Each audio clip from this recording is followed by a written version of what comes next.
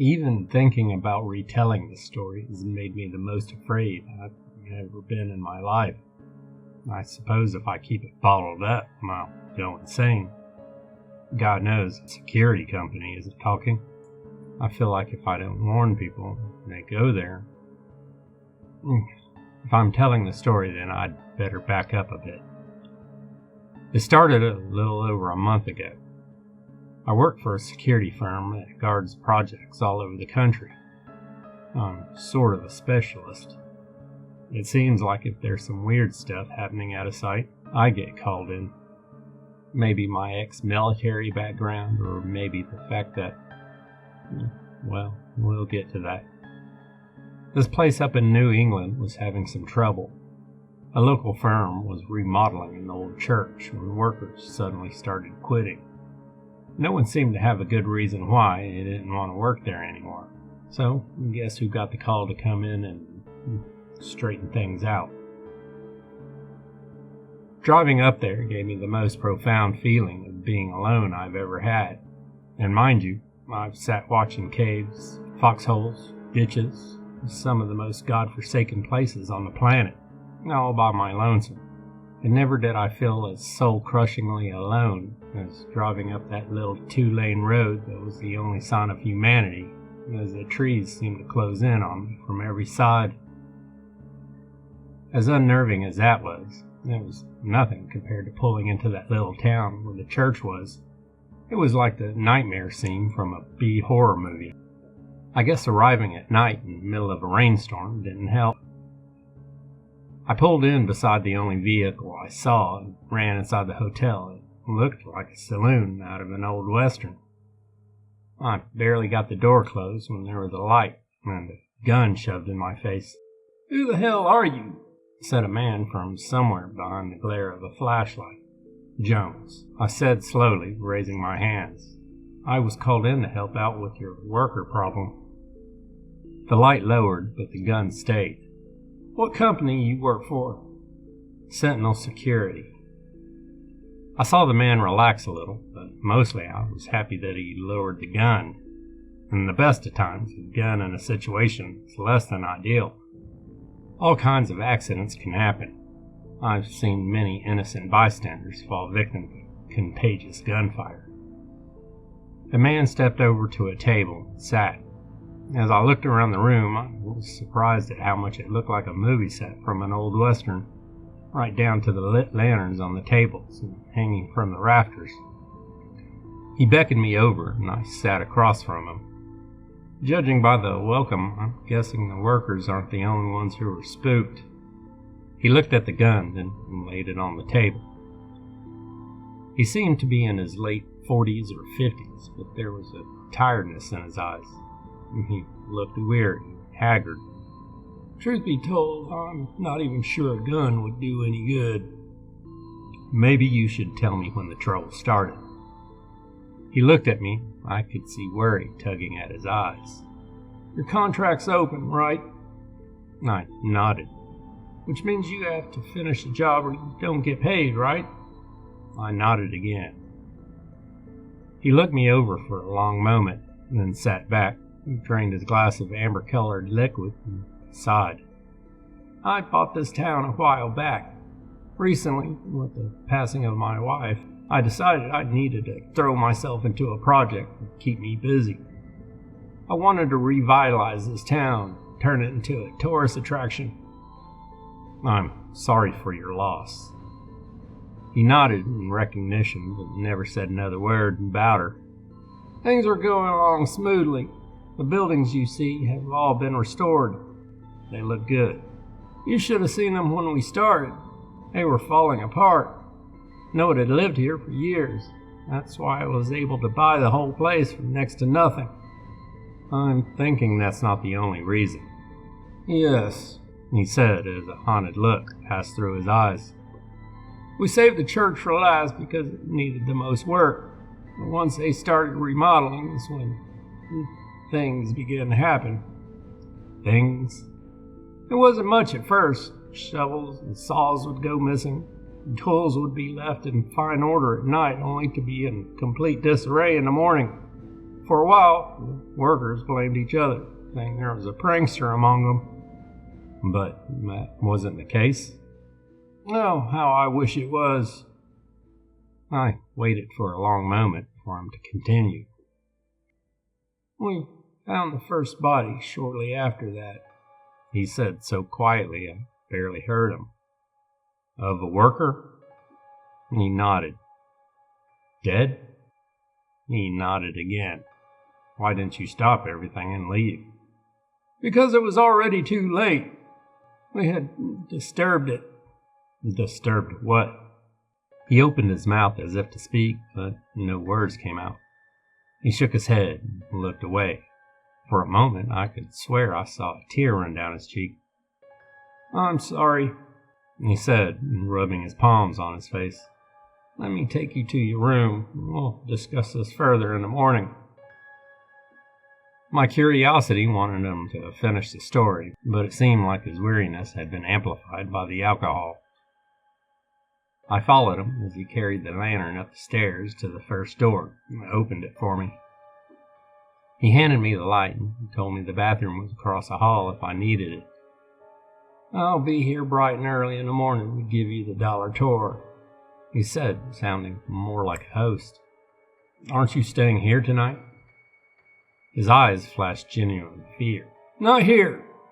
No, I'll be back in the morning. I looked around the comfortable-looking room, trying to decide what was so wrong with it, as he stepped to the door. Oh, by the way, he said, stopping at the doorway. Don't bother with your cell phone. There's no signal up here.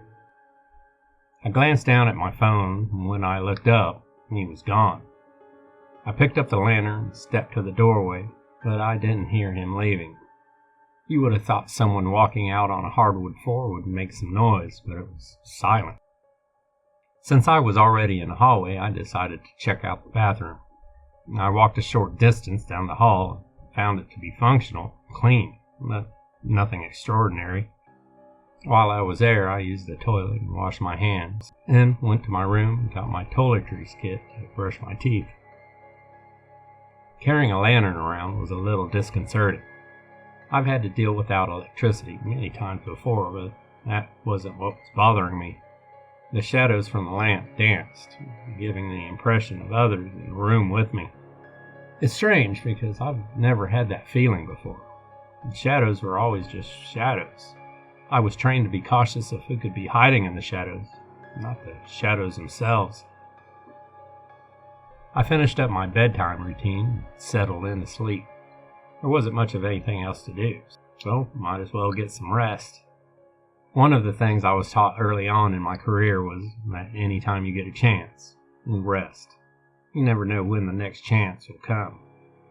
I laid down on the comfortable bed and did some relaxation exercises. Before I knew it, I was asleep. I woke with a start, not knowing why. It was pitch black in the room. Instead of panicking, I touched my watch to illuminate it and found my phone. Turning on the flashlight and lighting the lamp helped me get my bearings, but it still didn't tell me why I was awake. I sat there for a long moment, and then I heard it. There was a loud clanking sound coming from somewhere outside. Sleeping in my clothes when on a job was a habit I'd gotten into when I first started doing private security, another carryover from the military. I slipped out of bed into my boots, and strapped on my utility belt and checked to make sure my sidearm was loaded. I turned off the phone's flashlight and grabbed a small utility flashlight from one of the pouches on the belt. For the moment, I holstered the gun and explored with the flashlight. This could be nothing. I didn't want to go in gangbusters just to find some kids playing around, or a worker came in early. I double-checked my watch, and it was 5 o'clock in the morning. It seemed like an odd time for a worker to come in, but stranger things have happened. Working my way down the stairs quietly, I double-checked the bar room. It was empty. Opening the door, I had the strangest feeling something was wrong. It had stopped raining, and I stepped out into the street to find a light layer of fog. Looking up and down the street, I heard the noise again. It sounded like it was coming from the direction of the church. Leading with a flashlight, I started in that direction. There seemed to be a slight orange glow coming from inside the building, and the closer I got, the beam of my flashlight made the air around me glow. It made me feel like I was giving away my position. I fought back the feeling.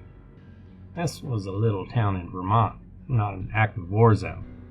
I had to be cautious, but also temperate with non-lethal actions. The church loomed in front of me. It seemed much larger up close. I climbed the steps and reached for the doorknob when a loud crack sounded behind me. I whipped around, shining my flashlight at everything, but there was nothing there. As I was looking back, I noticed a light in the window of my room. I must have left the lantern lit. As I looked, I saw the light dim for an instant and then get brighter, almost as if someone had walked in front of it. The temperature felt like it was in the lower 70s, but that didn't keep a chill from running down my spine. Someone was curious to know who I was. From years of experience, I've found that it's never good if someone wants to find out who you are, but doesn't want to do it face to face. That would be something to deal with when I got back to my room. For now, there was a church to explore. I got the feeling that there was someone trying to distract me from entering the church. I reached the top of the stairs and turned the knob, but nothing happened. It didn't feel like it was locked. It was almost as if someone was on the other side, holding the knob. I turned as hard as I could, and finally it gave, and the door opened, dragging me inside and nearly knocking me to the floor. Regaining my balance, my hand hovered over the gun, expecting to see someone doing something they weren't supposed to. As I slowly panned around the room, I found something much worse. Absolutely nothing. There was a lit lantern set up on a table near the altar that was in the middle of being restored. Other than that, there were a lot of pews that were halfway constructed. The ones that were finished looked like they had been sanded and were waiting for a layer of stain. I walked down the center aisle, as if looking for a seat at a wedding, or a funeral. As I approached the partially reconstructed pulpit, I looked up and saw a life-size wooden carving of Jesus on the cross. It looked old, not like wine that ages well, but like decrepit. It had been painted flesh colors at one time, but now it was cracked and peeling away from the carving. It looked grotesque to see the layers of skin peeling away like it was rotting off of his body. I'm not the most religious man, but I believe in Jesus. I prayed enough prayers sitting in foxholes and caves, asking to be rescued from bad situations, and I'm still here. I wouldn't call him and I best buds. I know our relationship could be closer, but seeing him that way, rotting to pieces, was just disturbing. As I looked into his face, I swore I saw his eyes open for an instant. I blinked my own eyes to be sure I was seeing right, but when I looked again, they were closed. It was my imagination playing tricks on me. At least that's what I told myself as I stepped onto the platform and looked around. Off to each side were doors. I went to the one to the right and found a small broom closet. The one on the left held a set of stairs that went down and disappeared into darkness. Just inside the door, there was yellow and black caution tape blocking the way down. I shone the light on the stairs, and they looked sturdy enough. I reached for the tape, but before I got a hold of it, a strong hand grabbed my shoulder and turned me around. "What do you think you're doing?" said a man who was a full foot shorter than me, but his grip felt like iron. I was about to go down those stairs. He looked at me with an incredulous look a parent gave a toddler who was reaching for a hot stove. "And you didn't see the caution tape?" I saw it. "Who are you, anyway? I've never seen you before." "Jones," I said, offering my hand. "I'm with Sentinel Security. I was called in to investigate why workers keep quitting." He looked at my hand, and then at me. "So this investigation includes ignoring obvious warnings?" My hand was still extended, but had yet to be shaken. I let it fall back to my side. "Are you a worker or a foreman?" He scoffed. Nothing so formal. I make sure people do what needs to be done. "So, foreman." His eyes bled with suspicion as he stared at me. Where did you say you were from again? As I was about to answer, more workers entered, followed by the owner I'd met last night. Let me ask the boss if he knows you, the foreman said smugly.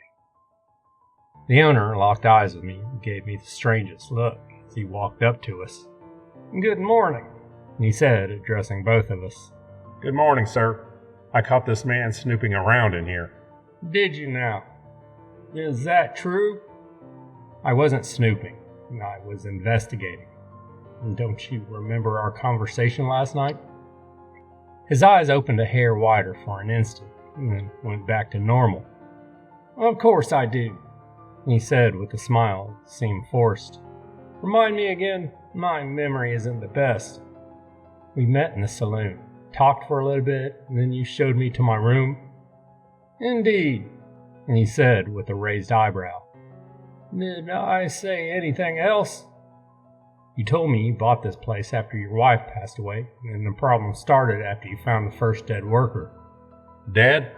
The foreman said with alarm. When did this happen? The owner burst into laughter. "It appears Mr. Jones here has pulled a fast one on you. Perhaps he and I should go and discuss the matter in private. You can continue with your work."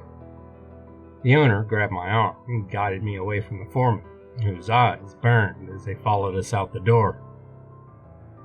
We walked out of the church in silence as he nodded to workers who were straggling in to start work for the day. He led me back to the saloon. We sat at the same table as before. "So, you and I met in this saloon last night?" "At this very table. I came to the door and you pulled a gun on me." His eyebrows raised. "Did I now? When? What time was this?" "I'd say around 9. We sat here and talked about what was going on with the workers." "And what else did I say, other than about the worker?" "Well, I asked why you hadn't left. You said it was too late." This time he didn't try to hide it. His eyes grew wide. He stared at me for a long moment, seemed to gather himself.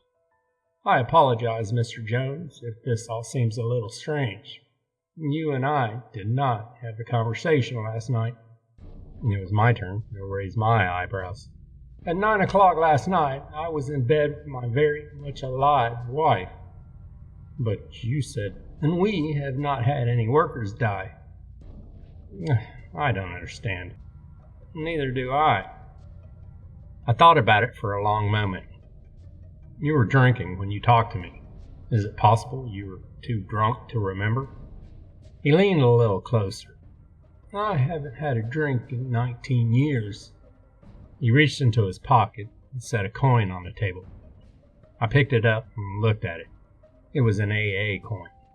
"And who did I talk to last night?" He put the coin back in his pocket.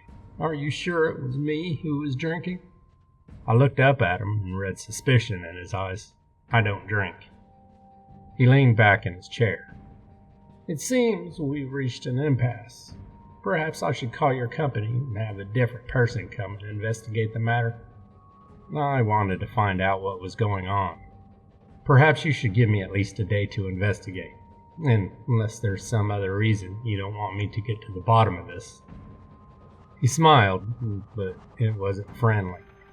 "Please continue your investigation, Mr. Jones." "Unimpeded?" "I will inform the foreman to allow you free rein."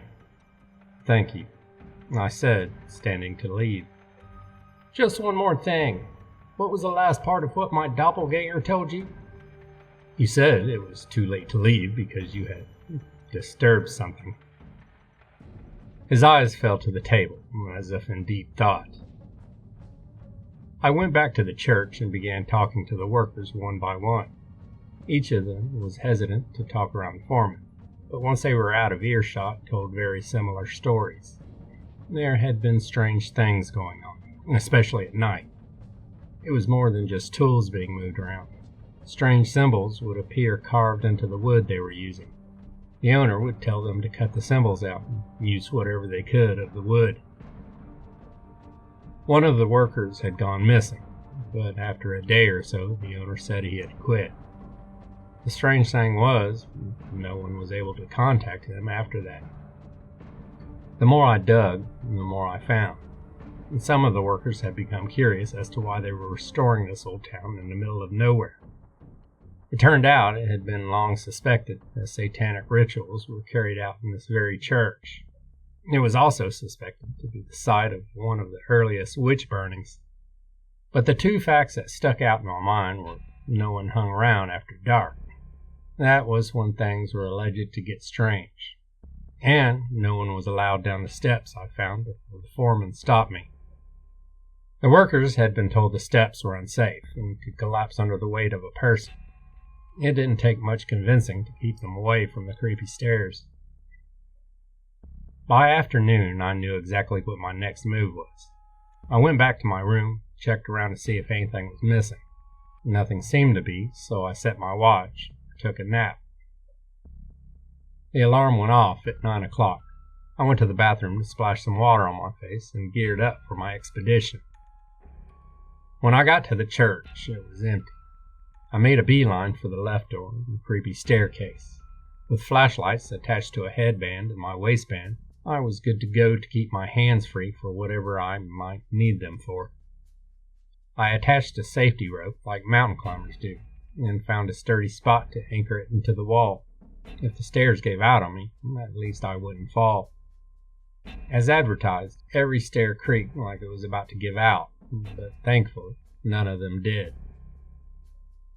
The trip down was an assault on the senses. The damp, musty smell of rotting wood and general decay was nearly overwhelming. I was surprised at the general lack of cobwebs. It told me this area wasn't quite as off-limits as some had let on. Surprisingly, the bottom didn't open up into a full basement. There were a few wooden shelves at the base of the stairs, but they were empty. Instead, it became a narrow passageway. The floor was made of dirt, and the walls were the same stone the foundation of the church was made from. It seemed whoever had built the tunnel built it at the same time as the church. The ceiling barely made it to 6 feet. I had to duck to keep from brushing my head against it.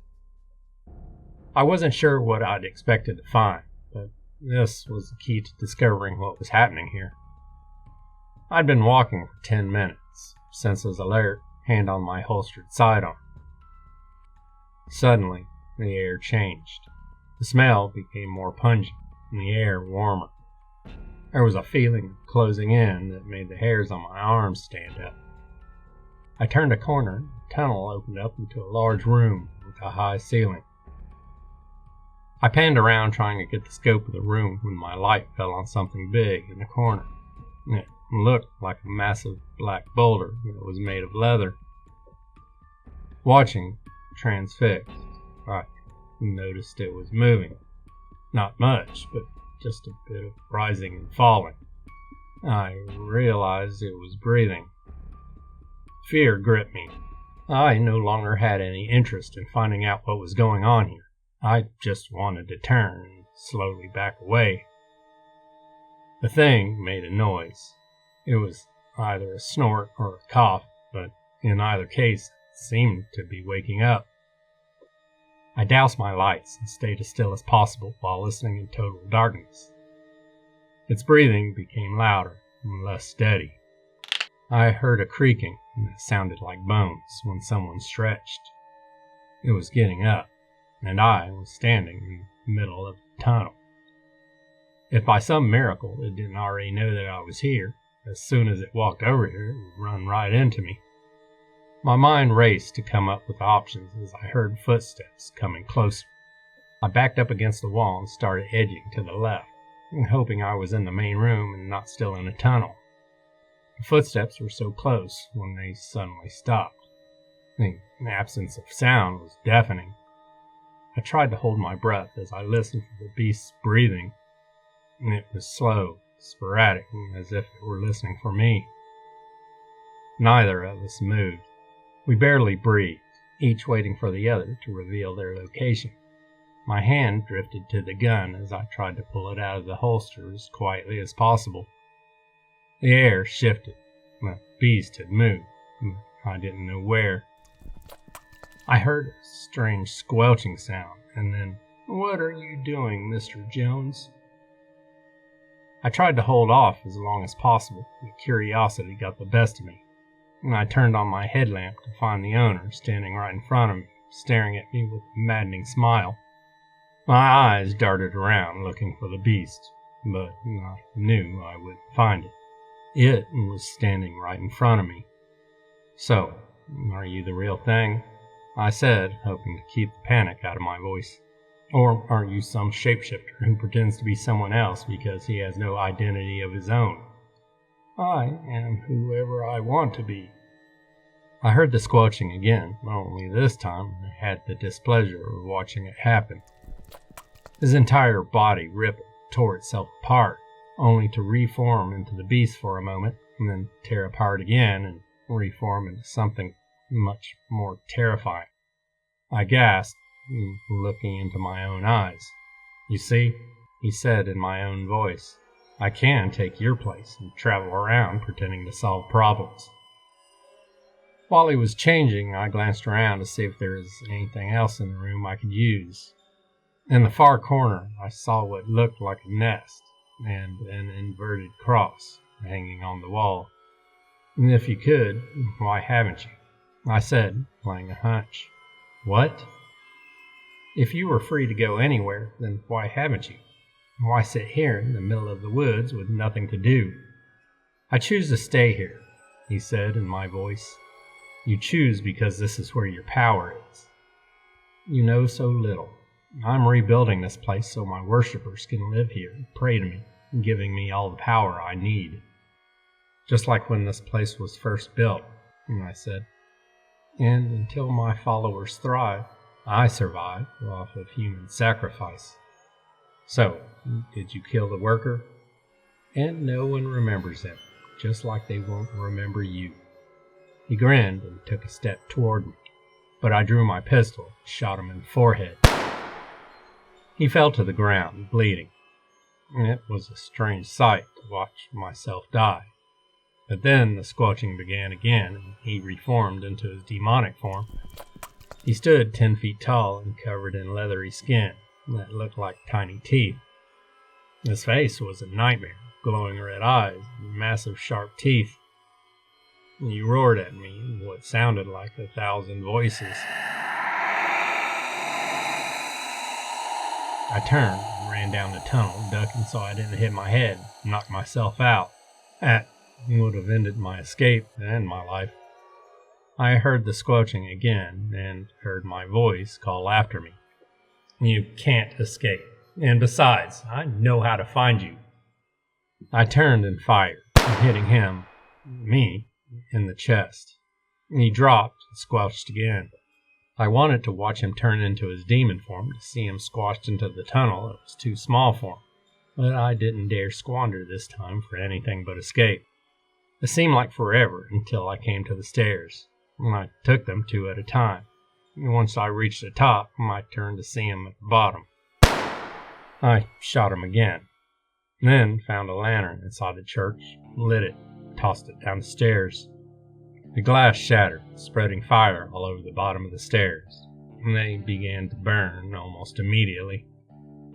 I could hear his desperate cries as the flames crawled up the stairs, destroying them one by one.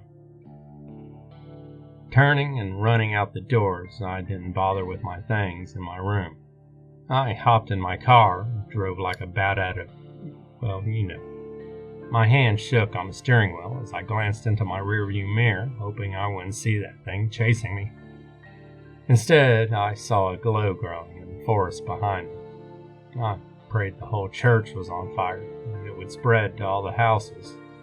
I only wished his followers were in the houses when they burned.